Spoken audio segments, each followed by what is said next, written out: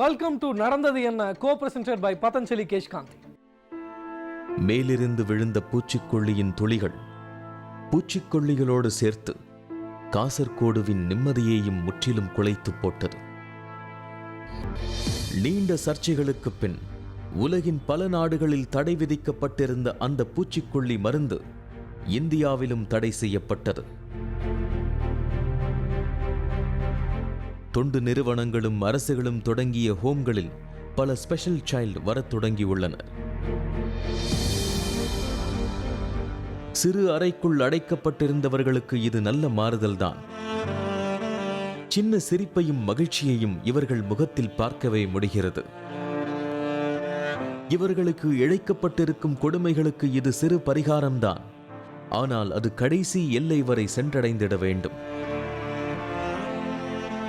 சதீஷன் என்ற குட்டி அவனு 30 வயசு കഴിഞ്ഞു. சதீஷுங்கிறவருக்கு 30 வயசாயிருச்சு. அவருக்கு அவங்க அம்மா இப்பவும் குளிப்பாட்டும், ட்ரெஸ் போட்டு விடும். ഉള്ളിടത്തോളം കാലം മാത്രമല്ലേ അവർക്കത് ചെയ്യാൻ കഴിയും. அது அவர் இருக்கிற வரைக்கும் செய்ய முடியும். മരിച്ചു പോனா அதுதான் அந்த அம்மாவுக்கு பெரிய கவலை. ഞാൻ മരിക്കുവോളം എൻ്റെ മകളെ ഞാൻ രക്ഷിക്കും.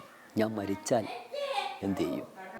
பூச்சிக்கொல்லி மருந்துகள் தடுக்கப்பட்டு நிவாரணத் தொகையும் சிகிச்சைகளும் வழங்கப்பட்டிருந்தாலும் பாதிப்புகள் மட்டும் நீண்டு கொண்டே இருக்கிறது. அடுத்தடுத்து வரும் புது தலைமுறையிலும் பாதிப்புகள் தொடரவே செய்கிறது.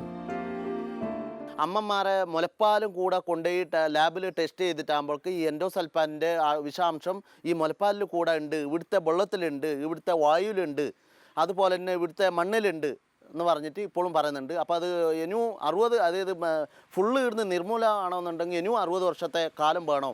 பூச்சி மருந்துகள், பூச்சிக்கொல்லி, களைக்கொல்லி, ஒரு விதமான ஒரு சில உரங்கள்லாம் அது விஷத்தன்மைங்கிறது விஷத்தன்மைங்கிறது அதோடைய கான்சன்ட்ரேஷனையும் அளவையும் பொறுத்தது. அப்போ சஃபிஷியன்ட் ஸ்டடீஸுக்கு பிறகு, ஆராய்ச்சிகளுக்கு பிறகு இவற்றை பயன்படுத்தலாம். ஆனால் கவனத்துடன் பயன்படுத்த வேண்டும். இந்த இந்த இந்த வழிமுறைகளை பின்பற்ற வேண்டும்ங்கும் பொழுது அதை முழுமையாக பின்பற்ற தெரியாதவர்கள் அதை பயன்படுத்தக்கூடாது. சம்பவம் நமக்கு இந்த ஒரு நேட்டிவ் திங்கிங்கில் நம்ம என்ன நினச்சிடறோம், இன்னும் ஸ்ட்ராங்காக பூச்சி மருந்தாக நம்ம அடித்தோம்னா இன்னும் நல்ல பவர்ஃபுல்லாக இருக்கும் அப்படின்னு. இது முதல் பிரச்சனையாக நான் பார்க்குறேன். நான் இன்னும் 60 வருடங்களுக்கு காசர்கோடு முழுவதும் பூச்சிக்கொல்லியின் விஷம் கலந்தே இருக்கும். அதன் பாதிப்புகள் தொடரவே செய்யும் என்பது அதிர்ச்சி அளிக்கிறது. இன்னும் எத்தனை பிள்ளைகள், எத்தனை குழந்தைகள் பலியாக வேண்டும்? பலரின் வாழ்வை நிர்மூலமாக்கிவிட்ட இந்த பூச்சி மருந்தை பற்றி பல சந்தேகங்களையும் எழுப்புகிறார் போராட்டங்களை முன்னிறுத்தி நடத்திய குன்னி கிருஷ்ணன். ഇവരുണ്ടാക്കിയതാണ് തേയിലക്കൊതുക് എന്നൊക്കെ പറയുന്നത്. ഞങ്ങളെവിടെയും കണ്ടില്ല. இதுவரைக்கும் எங்கேயும் அந்த மாதிரியான புழுவை நாங்க பார்த்ததே இல்லை. காட்டவும் இல்லை. കാണിച്ചു തരാനൊന്നും വന്നില്ല. இது ஏதோ பரிசோதனை மாதிரி இருக்கு. ஒரு மருந்தை ஒரு இடத்துல 3 வருஷத்துக்கு மேல அடிக்க மாட்டாங்க. அப்படி அடிச்சா அது எஃபெக்ட் இருக்காது. இந்த மருந்தை 20-22 வருஷமா தொடர்ந்து அடிச்சுக்கிட்டே இருக்காங்க. ஏன்னு தெரியல. പക്ഷേ ഇവർ 10-20-22 വർഷം ഒരേ കീടനാശിനി തന്നെയാണ് തളിച്ചത്.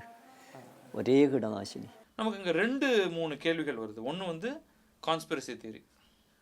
அது என்னன்னா, இவன் வேணுன்ட்டே செய்கிறான், அது கெட்டதுன்னு தெரிந்தவருக்கு பிறகும் அது பயன்படுத்தி அந்த இன்னொரு 3வது நாட்டை சேர்ந்தவர்கள் நாசமாக போகட்டும்ங்கிறதுக்காக வேண்டுமென்றே திணிக்கப்படும் ஒன்று அப்படின்னு சொல்கிறது ஒரு தியரி.